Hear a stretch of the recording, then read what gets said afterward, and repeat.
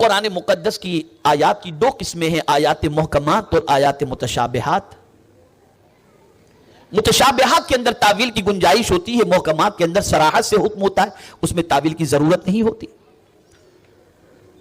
تو جہاں پروردگار نے جھوٹ سے بچنے کا حکم دیا، وہی پروردگار نے اپنے محبوب سے فرمایا کہ میرے محبوب آپ کہہ دو، قُل لِّلْمُؤْمِنِينَ يَغُضُّوا مِنْ أَبْصَارِهِمْ وَيَحْفَظُوا فُرُوجَهُمْ۔ میرے محبوب آپ مومنوں سے کہہ دیں کہ وہ اپنی نگاہوں کو نیچی رکھیں اور اپنی شرمگاہ کی حفاظت کریں۔ نگاہ نیچی رکھنے کا حکم اللہ نے اپنے محبوب کے ذریعے اپنی کتاب کے اندر عطا فرمایا۔ تلاش کر لیجئے مسلمانوں کو نگاہیں نیچی رکھنے والے۔ اللہ رحم و کرم فرمائے، اب تو 60 کا بھی ہونے کے بعد نگاہیں بہک رہی، داڑھی اور بھووں کے بال سفید ہونے کے بعد بھی اگر کوئی جوان لڑکی نکل رہی ہو تو ٹانک جھانک کرتے ہوئے لوگ دکھائی دیتے ہیں۔ کیا ہو گیا یہ؟ کیا قرآن اس لیے ہے کہ اس پر عمل نہ کیا جائے؟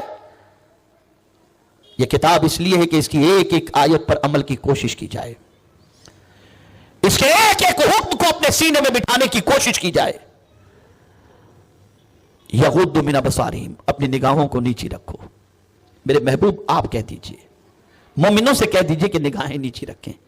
صحابہ کی زندگی دیکھیں، خود میرے آقا کی زندگی کا جائزہ لیں تو اللہ اکبر، رسول رحمت صلی اللہ تعالی علیہ وسلم کی نگاہیں اتنی نیچی رہتی کہ اعلیٰ حضرت عظیم البرکت امام عشق و محبت کہتے ہیں، نیچی آنکھوں کی شرم و حیا پر درود، اونچی بینی کی رفعت پہ لاکھوں سلام۔ نیچی آنکھ، پتہ چلا جو باغیرت اور باحیا ہوتا ہے نا، اس کی نگاہیں نیچی ہوتی ہیں۔ اسی لیے اعلیٰ حضرت نے کہا نیچی آنکھوں کی شرم و حیا پر درود، کہ یا رسول اللہ آپ اتنے باحیا ہیں اور اتنے شرمیلے ہیں کہ آپ کی نگاہ کبھی اٹھتی ہی نہیں، آپ نگاہوں کو نیچی رکھتے ہیں۔ اور آپ دنیا میں دیکھتے ہوں گے کہ جس کی نگاہیں نیچی ہوتی ہیں نا، اسے یہ کہا جاتا ہے کہ یار بڑا باحیا آدمی ہے، کبھی نگاہ اٹھا کر کسی کی طرف دیکھتا ہی نہیں، نگاہیں جھکائے جھکائے نظر آتا ہے۔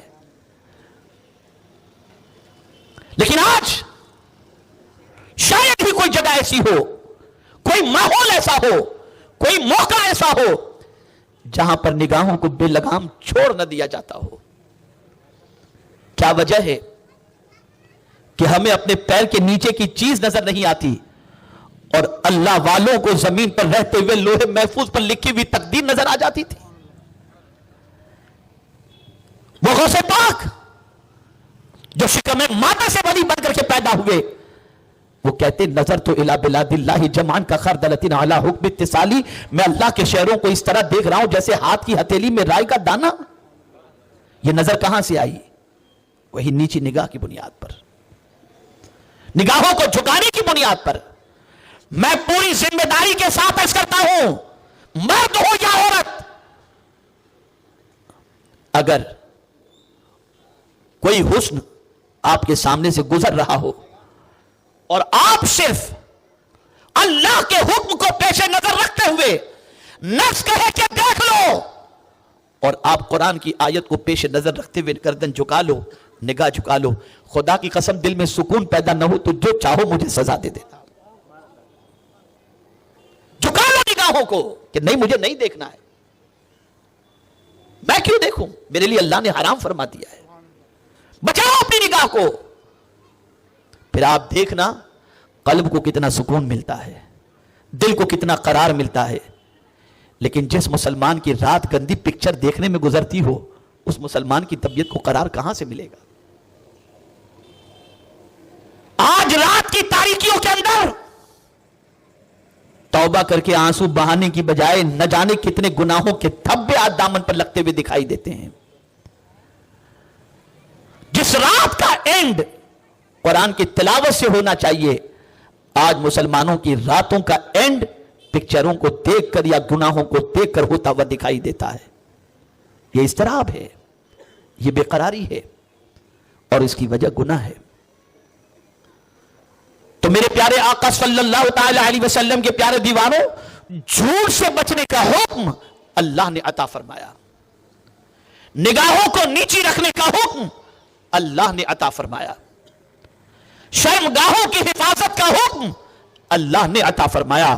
اور حضور نے تو ضمانت لے لی کہ جو اپنی زبان کی حفاظت اور شرمگاہ کی حفاظت کا ذمہ لے میں اس کی شفاعت کا ذمہ لیتا ہوں. اور جس کا ذمہ حضور لے لیں پھر کیا کہنا, پھر کیا کہنا. تو اے رسول اعظم صلی اللہ تعالی علیہ وسلم کے دیوانوں, قرآن پر عمل چھوٹا, بے قراری بڑھ گئی. قرآن سے تعلق ٹوٹا, بے قراری بڑھ گئی. قرآن اتنا قرار عطا کرتا ہے کہ صحابہ کرام علیہم الرضوان کو اگر کوئی دشمن تختے پر کھڑا کر دیتا تھا تب بھی ان کی زبان سے قرآن کی تلاوت کی آواز آتی تھی. کون نہیں جانتا امام حسین کے سر مبارک کو جب نیزے پہ رکھا گیا اس وقت ان کی زبان سے آہ اوہ نہیں تھی, بلکہ ان کی زبان پر اللہ کی کتاب کی تلاوت موجود تھی. نادانو, جیتے جی قرآن نہیں پڑھتے ہو. اس کتاب سے اتنا تعلق تم نے کمزور کر دیا کہ اٹھا کر طاق کی زینت بنا دی. بلکہ اگر میں کہوں تو غلط نہ ہوگا, مور دین 80%, 80% سے زیادہ مسلمان قرآن پڑھنا بھی صحیح طور پر نہیں جانتا ہے. بدلو اپنی سوچ کو, بدلو اپنے افکار و نظریات کو, بدلو اپنے انداز زندگی کو. یاد رکھیں جس چیز سے ہم سکون حاصل کرنے کی کوشش کر رہے ہیں مادی چیزوں کے ذریعے, ہو سکتا ہے کہ وہ مادی چیزیں جسم کو کسی حد تک راحت پہنچائیں. نرم گدا ہوگا جسم کو راحت پہنچے گی, ایئر کنڈیشن ہوگا جسم کو راحت پہنچے گی, محل ہوگا جسم کو راحت پہنچے گی, فرسٹ کلاس ہوگا یا بزنس کلاس ہوگا جسم کو راحت پہنچے گی. لیکن دل کو راحت قرآن کی تلاوت سے اللہ عطا فرمائے گا, دل کو سکون اللہ قرآن کی تلاوت سے عطا فرمائے گا. اے رسول گرامی وقار صلی اللہ تعالی علیہ وسلم کے دیوانوں, اس لیے اللہ کی کتاب سے اپنے تعلق کو مضبوط کرو. اس کو اس طرح سے نہ چھوڑ دو جس طریقے سے آج ہم چھوڑے بیٹھے ہوئے ہیں. خدا کی قسم یہ اللہ کی وہ کتاب ہے کہ اس کتاب پر جتنا عمل کرتے جائیں گے اللہ عز و جل سکون عطا فرماتا جائے گا. اس کتاب کو جتنا پڑھتے جائیں گے, اس کتاب پر جتنا عمل کرتے جائیں گے اللہ ترقی عطا فرمائے گا, اللہ کامیابی عطا فرمائے گا, اللہ کامرانی عطا فرمائے گا, اللہ عروج عطا فرمائے گا, اللہ بے قراریوں کو دور فرمائے گا. آپ کی کوئی حاجات ہے قرآن پڑھو اور اللہ کی بارگاہ میں اپنی حاجات کو پیش کرو, اللہ قرآن کے صدقے میں آپ کی حاجتوں کو پوری فرما دے گا. آپ کو کوئی بیماری ہے قرآن پڑھو, اللہ عز و جل قرآن کے صدقے میں شفا عطا فرما دے گا. قرآن پر عمل بھی کرو, قرآن کی تلاوت بھی کرو اور قرآن کو پڑھنا بھی سیکھو اور سمجھنے کی کوشش کرو. انشاءاللہ العظیم اس کتاب کی برکت اللہ دونوں جہاں میں عطا فرمائے گا. میرے پیارے آقا صلی اللہ تعالی علیہ وسلم کے پیارے دیوانوں, یہی کلمات خیر اور یہی پیغام پہنچانے کے لیے میں آپ کی خدمت میں آج حاضر آیا ہوں. اور میں امید کرتا ہوں انشاءاللہ العظیم آج سے قرآن کے رشتے کو جوڑنے کی کوشش کریں گے. انشاءاللہ قرآن سے رشتہ جوڑیں گے نا آپ انشاءاللہ العظیم. قرآن پڑھیں, اس پر عمل کریں. آپ جانتے ہیں صحابہ کس طرح سے قرآن پر عمل کرتے تھے, آپ جانتے ہیں اولیاء کرام قرآن پر کس طریقے سے عمل کرتے تھے. فاروق اعظم رضی اللہ المولا تبارک و تعالی عنہ کے بھتیجے جو تھے ان کا ایک دوست تھا. اس دوست کی تمنا تھی کہ وہ فاروق اعظم رضی اللہ تعالیٰ عنہ سے ملاقات کرے, تو اس نے اپنے فاروق اعظم کے بھتیجے سے کہا کہ مجھے جو ہے وہ فاروق اعظم سے ملا دو. وہ فاروق اعظم کی بارگاہ میں درخواست کرتے ہیں بھتیجے فاروق اعظم کے کہ میرا دوست ہے وہ ملنا چاہتا ہے. فاروق اعظم نے فرمایا ٹھیک ہے ملاقات کے لیے لے کر کے آؤ. جب وہ ملاقات کے لیے پہنچا تو اس نے بدتمیزی سے گفتگو کی. عمر تم تو آج کل خلیفہ بن چکے ہو نا, امیر المؤمنین بن چکے ہو, ذرا ہمارا بھی خیال کیا کرو. اتنے برے انداز سے اس نے گفتگو کی کہ فاروق اعظم کا چہرہ متغیر ہوا.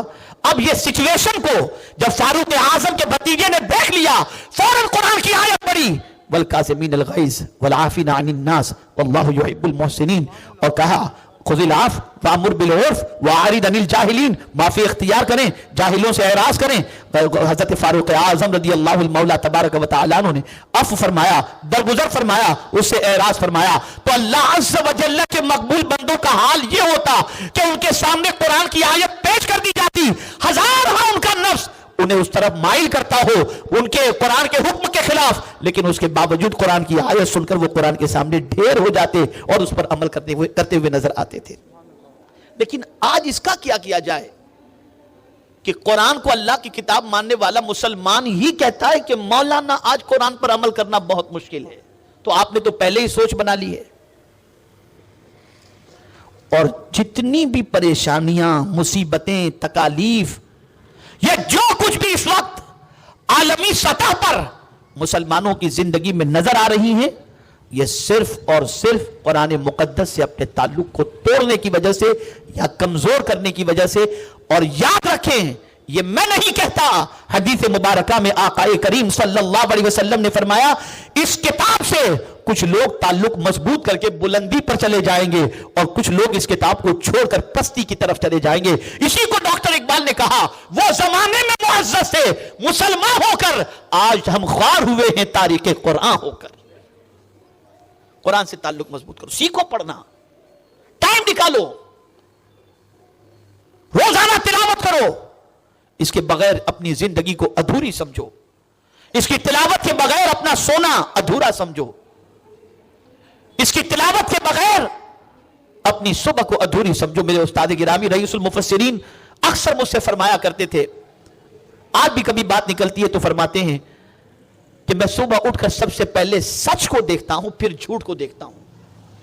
میں نے کہا حضور سب سے پہلے سچ؟ فرماتے ہیں سچ قرآن ہے. میں صبح اٹھ کے پہلے قرآن دیکھتا ہوں، اسے پڑھتا ہوں، اور اس کے بعد جھوٹ یعنی اخبار، پھر میں اخبار پڑھتا ہوں. لیکن آج مسلمان سب سے پہلے اٹھ کر بیڑی، سگریٹ، ساری چیزیں، گٹکا بٹکا، اس کے ساتھ فوراً اخبار اس کے پاس پڑا ہوا ہے، نکالا پڑھنا شروع کر دیا. کاش کہ مسلمان سچ کو پڑھنے کا عادی بن جائے، کاش کہ مسلمان قرآن پڑھنے کا عادی بن جائے، کاش کہ مسلمان قرآن مقدس سے اپنے تعلق کو استوار کر دے، اور کاش کہ مسلمان قرآن مقدس پر عمل کرنا شروع کر دے. میں یقین کے ساتھ کہتا ہوں کوئی وقار بھی ملے گا، کوئی بھی عزت بھی ملے گی، اور پروردگار دونوں جہاں میں سرخروئی عطا فرمائے گا. آج کا میرا پیغام بس اتنا ہی ہے، تعلق بالقرآن کو مضبوط کرو اور قرآن پر عمل کرنے کا جذبہ اپنے اندر پیدا کرو. انشاءاللہ العظیم قرآن پر جب عمل کرنے کا جذبہ اپنے اندر پیدا کریں گے تو اللہ عمل کرنا بھی آسان فرما دے گا، اور پھر عمل کا صلہ اللہ دنیا میں بھی عطا فرمائے گا، آخرت میں بھی. مجھے ایک آیت یاد آ رہی ہے، میں اس پر گفتگو کر کے اپنی گفتگو کو ختم کرتا ہوں. سننا چاہتے ہیں آپ لوگ؟ اتنا سست جواب. سننا چاہتے ہیں آپ لوگ؟ ماشاءاللہ. ایک بچی بیاہ کر کے گئی، بڑی نیک بچی، بڑی پرہیزگار بچی، عمر کم تھی اس کی. سسرال میں گئی تو کچھ بھی پکاتی تھی تو کھانے میں کچھ نہ کچھ، کبھی 19-20 ڈر کے مارے، خوف کے مارے، کچھ نہ، جوائنٹ فیملی تھی، ہو جاتا تھا. تو کبھی ننن کے تانے، کبھی ساس کے تانے، کبھی شوہر کے تانے. اب وہ بیچاری پریشان رہتی تھی. کئی دنوں تک اس نے سب کے تانے برداشت کی اور صبر کرتی رہی. ایک مرتبہ ایسا ہوا کہ صبر کا پیمانہ لبریز ہوا اور اس بچی نے جواب دینا پھر شروع کر دیا. لیکن جواب دے کر وہ مطمئن نہیں ہوتی تھی. ایک دن مجھے فون کرتی ہے، حضرت مجھے بتائیں میں کیسے اپنی زندگی گزاروں، بڑا ٹف معاملہ ہے، مجھ سے غلطیاں ہو جاتی ہیں اور کچھ پریشانیاں لاحق ہو جاتی ہیں، اور اس کی وجہ سے جو ہے گھر میں یہ سارا معاملہ ہوتا ہے، اور کبھی ننن کی طرف سے تانے، کبھی شوہر کی طرف سے، کبھی ساس کی طرف سے، برداشت کرنا مشکل ہو گیا ہے. تو میں نے پہلا سوال اس سے یہ کیا، میں نے کہا بیٹی یہ بتاؤ کہ آپ اس رشتے کو باقی رکھنا چاہتی ہو یا نہیں؟ بولے ہاں بالکل رکھنا چاہتی ہوں، مجھے شوہر سے بہت زیادہ کوئی آبجیکشن نہیں ہے، میں رشتہ باقی رکھنا چاہتی ہوں. تو میں نے کہا پھر ایک بات یاد رکھو، میں تمہیں قرآن کا ایک ایسا نسخہ بتاتا ہوں، اگر تم اس پر عمل کرو گی نا تو انشاءاللہ جو تمہارے مخالف تھے وہ تم سے محبت کرنے لگ جائیں گے. کہا اچھا حضور بتائیں.